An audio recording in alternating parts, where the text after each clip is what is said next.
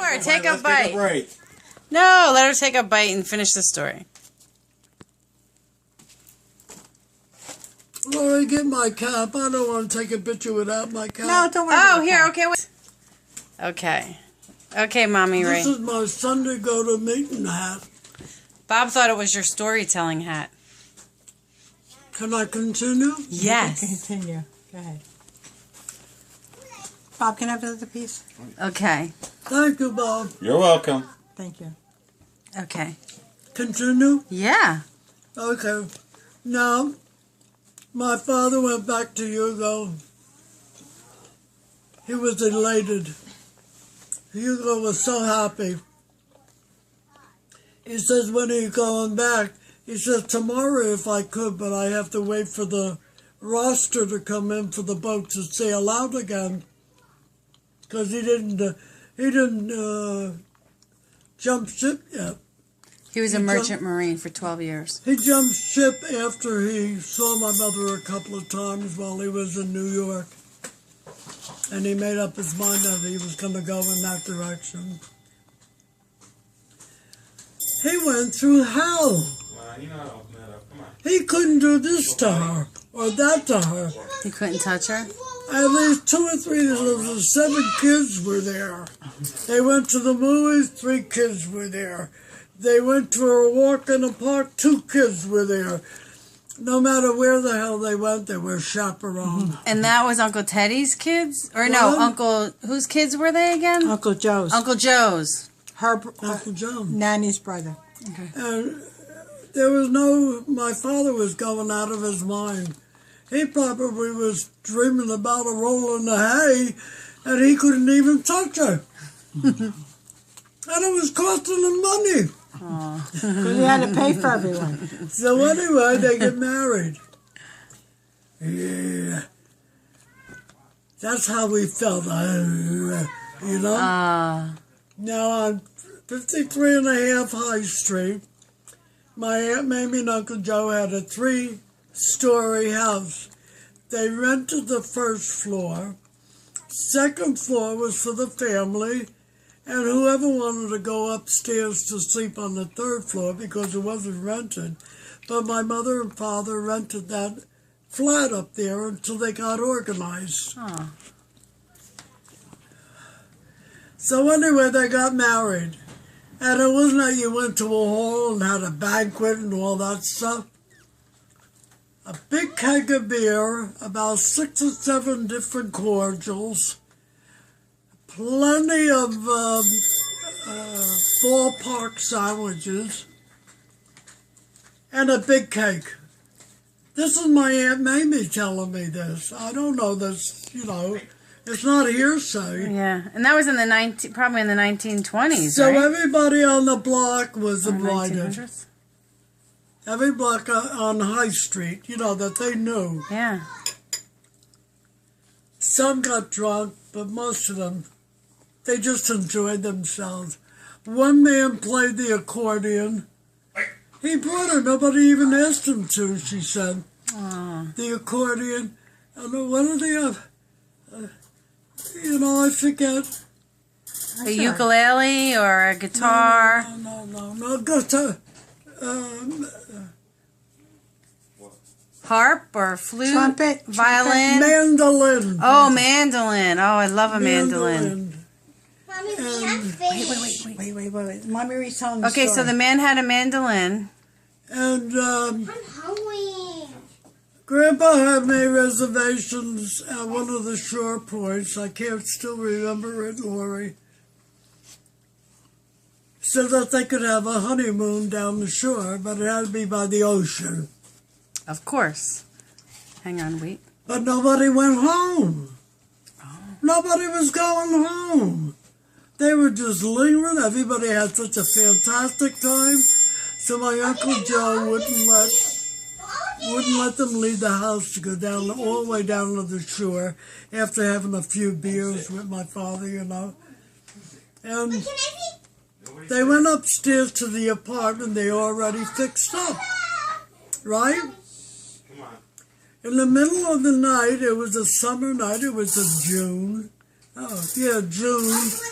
And all the windows were open. Well, who the hell had air conditioning, you know, or anything?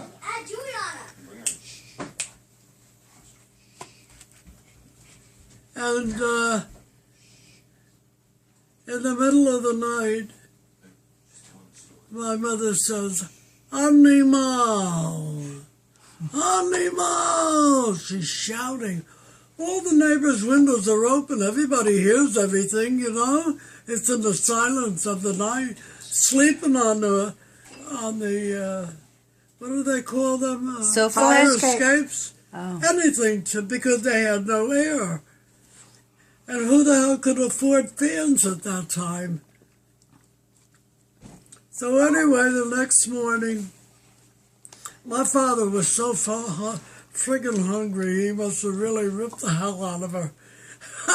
I keep saying that to myself all the time. He waited so long, Lori. Could you understand? To get her I could. along, yes. And the next morning, Mamie calls Grandpa down to have coffee because he was up before Grandma. And she says, "Have coffee with me like that. You can be ready for when Fanny comes down." So he says, "Mamie, you know what she called me?" So Aunt Mamie says, "Yeah, I know what she called you. So does half the block." That's a cute story. It is. It's a little long, isn't it, Lori? No, but no, I but it's can't like leave anything you need out. all the pieces, yeah. I love it. Then there was no taking them apart. Tell her And about how everybody said it would never work Really? Why? because it was two different culture. cultures. Tell her about how when he would come home, when he was coming home, she'd get all I washed. can't hear you. Tell her about how when he was coming home, she'd get all washed up And ready for him. and ready for him, and then he would come in and give her a little pat on the behind. You know what? That's what you told Bob to do to me every day to save Dana, our marriage. What are you doing? I was recording the story so I could share it with my kids. Oh, I thought you stopped listening to me. No, I'm listening. In all the years, we've always been three people. Me, my mother, and my father. We've always been together. Even after you and after everything else, we're always with together. But you know what, Dana Marie? I never, in all those years, ever saw my father kiss my mother. Aw. Never. But It was like a no-no. It was something private. They never even spoke openly about anything in reference to relationships. it. But do you know what, Dana Marie? What? I know he had love for her to the very end. He used to come home from work at 4:30. No, he used to come home from work at 5 o'clock. 4:30, my mother was in that bathroom. You know what I mean? Mm-hmm. She was ready for him. She never made him find her with a dirty apron. Never. I'm not lying, Lori. Right, you have a clean apron on. Anyway, every time he came in from work, she'd either be by the sink or by the stove getting supper ready, you know. And I'd watch him. And he'd pat her on the butt. That's the only affection they showed me. They never showed me. But he made her know that he knew she was there. It was beautiful. That's the secret to a good marriage, right? That was beautiful. Yeah. Always with that pat. I don't care if she was on the other side by the sewing machine. She got a pat. What else? That's what you told Bob when we got married. What? You told Bob to do that to I can't me. hear. You told Bob to do that to her when they got married. I still don't understand. You told Bob to do that to Dana Marie when they got married. Where is he? I'm over here. He's over there. I'm just helping getting the kids. Close that blind. What? Can you sing that song again? Wow, you got a big eye. Vita Maracuma Bella, I see Juliana upside down. questa notte It makes you go Marcellina, upside down. la voglio bene, te voglio bene assai, è una passione che non mi scorda mai. Pa, pa, pa, pa, pa, pa. Now the translation. Now I'll translate it. Vita mar, look at the ocean, come bella. Questa notte marcellina, on this cool night in March. It stimulates the love in my heart. Te voglio bene, I love you. Te voglio bene assai, I love you very much. And a passione, it's a passion that non mi scordo mai, that I will never forget. Aw. Isn't that a pretty song? Beautiful, Mommy Ree. You know what I mean, Bob? Yep, yep. Over here we use the word love very lightly, but not in Europe. Yep. It's a strong word.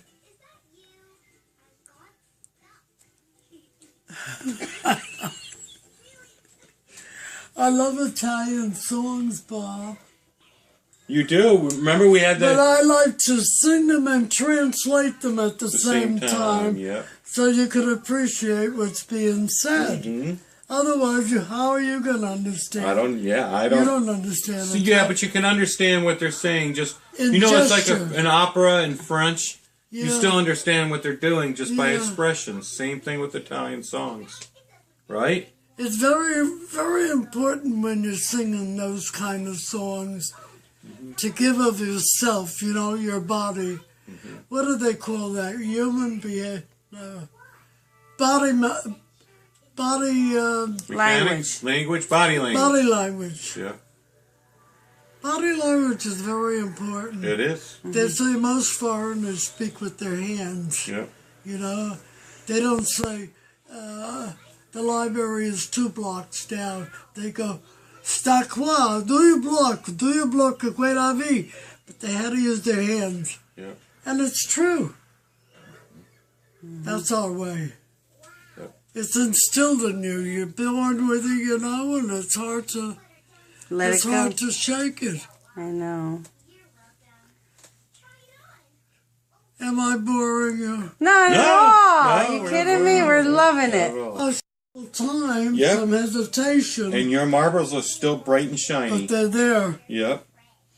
Yeah. There's David, my handyman that comes in. Mm-hmm. He's got a girlfriend. She's Cuban, but born in the stateside. You know what I mean? Like me. Yep. And she sees the number 93, not this birthday, but last birthday, 93, and met me for the first time. So she meets for the first time and takes it for granted, 93. They thought she must think that I don't have all my facilities. Yeah. It's normal. Yeah, it is. The girl meanwhile. No, it is. means Anybody in their well. 90s. Yeah. I didn't take offense, you know what I mean? But you know what? In conversation, she says, I took my slipper off, and I had a little problem putting the tongue in between the toe, and she said, you know how you have to do that? You have to take the thing and blah, blah, blah, blah, like Ding Dong School.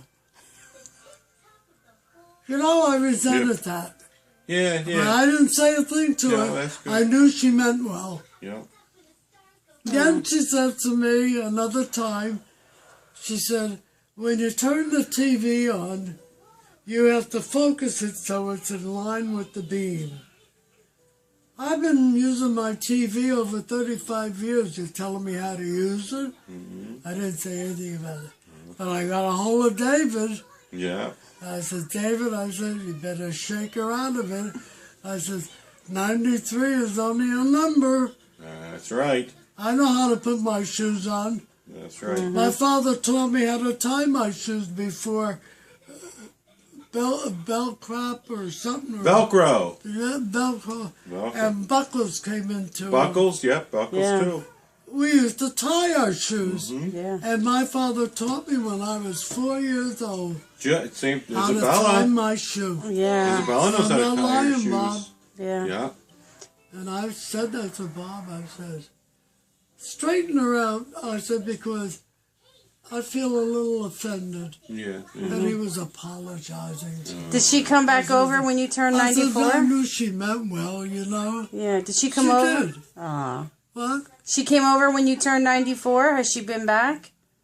No. Oh, okay. I was only 94, what, a week and a half ago? Yeah. She comes from Vero, and she has a daughter that has 2 children like these ages, and she gets them ready for school.